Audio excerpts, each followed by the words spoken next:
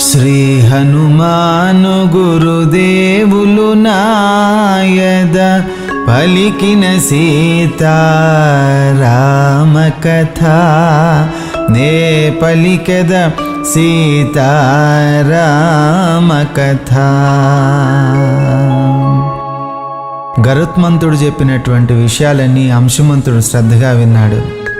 యజ్ఞాశ్వాన్ని తీసుకెళ్ళాడు. సగరమహీపతికి అందజేసి తాను సంకల్పించినటువంటి అశ్వమేధ యాగాన్ని పూర్తి చేశాడు. తన పినతండ్రుల యొక్క 60,000 బూడిద రాసులపై స్వర్గాన్నున్నటువంటి గంగను రప్పించి దాని మీద ప్రవహింపజేస్తే కానీ వాళ్ళకి మోక్షం కలగదని, రఘువంశానికి కలిగినటువంటి దోషం తొలగదని అంశుమంతుడు తన తాతగారితోటి చర్చించాడు. ఆ తర్వాత సగరమహీపతి పుత్రశోకంతో మరణించాడు. దాని అనంతరం అంశుమంతుడు రాజ్యాన్ని ఏలుతూ దిలీపుడనే పరమధార్మికుడైనటువంటి పుత్రుని పొందాడు. దిలీపుడికి రాజ్యభారాన్ని అందించి తాతగారి కోరిక తీర్చడానికి, అలాగే పినతండ్రులకి మోక్షాన్ని కలిగించడానికి, స్వర్గాన్నున్నటువంటి గంగను భూమి మీద రప్పించడానికి, తపస్సు చేయటానికి దిలీపుడి దగ్గర అనుమతి తీసుకుని తపస్సు చేయడానికి బయలుదేరుతున్నాడు.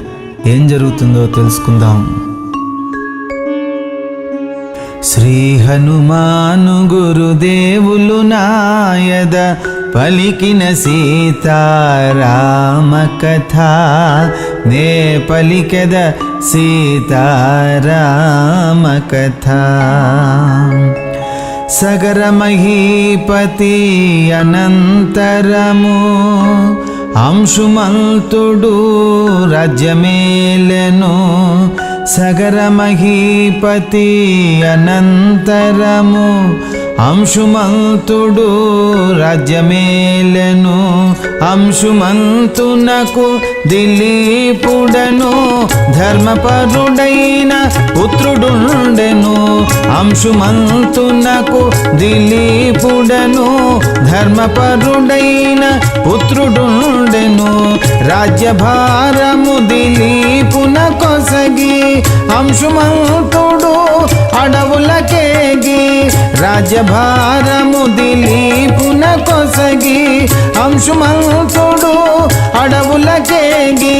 గంగను భువికి కొనితే చుటకు, గంగను భువికి కొనితే చుటకు దీర్ఘకాలము తపము చేసెను.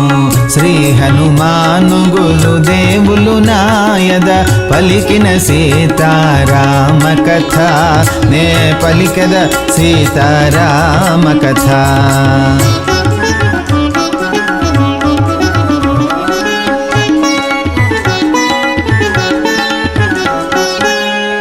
అంశుమంతుని అనంతరము దిలీపుడు పాలించే రాజ్యము. అంశుమంతుని అనంతరము దిలీపుడు పాలించే రాజ్యము. దిలీపునకు భగీరథుడను పరమధార్మికుడు పుత్రుడుండెను.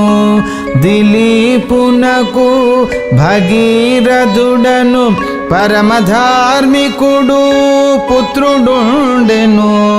రాజ్యభారము భగీరథునకిడి దిలీపుడు పుణ్యకర్మలబూని. రాజభారము భగీరథునకిడి దిలీపుడు పుణ్యకర్మలబూని. తాతల నెటుల తరింపజేతునని, తాతల నెటుల తరింపజేతునని తీరని వ్యధతో కృంగిపోయెను. శ్రీ హనుమాను గురుదేవులు నాయద పలికిన సీతారామ కథ నే పలికెద సీతారామ కథ.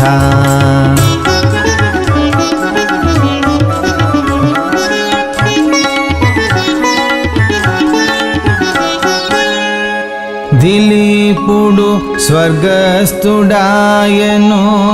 భగీరథుడు కడు విలపించెను. దిలీపుడు స్వర్గస్థుడాయను, భగీరథుడు కడు విలపించెను. సంతతి లేక భగీరథుడు రాజ్యపాలన మంత్రులపై నిడి. సంతతి లేక భగీరథుడు రాజ్యపాలన మంత్రులపై నిడి. గంగను భువికి కొని తెచ్చుటకు తనకు సంతతిని కోరుకొనుటకు. గంగను భువికి కొని తెచ్చుటకు తనకు సంతతిని కోరుకొనుటకు. గోకర్ణమున పంచాగ్నుల నడుమ, గోకర్ణమున పంచాగ్నుల నడుమ జితేంద్రియుడై తపము చేసెను. రఘువంశానికి కలిగినటువంటి దోషం పెరుగుతోంది.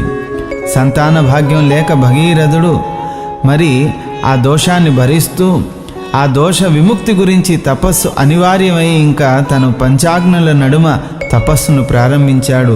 5 అగ్ని స్వరూపాల మధ్యన ఆయన అగ్నిని ప్రారంభిస్తున్నాడు. సామాన్యమైనటువంటి తపస్సు కాదు. ఏం జరగబోతోందో తెలుసుకుందాం. శ్రీ హనుమాను గురుదేవులు నాయద పలికిన సీతారామ కథ, నే పలికెద సీతారామ కథ.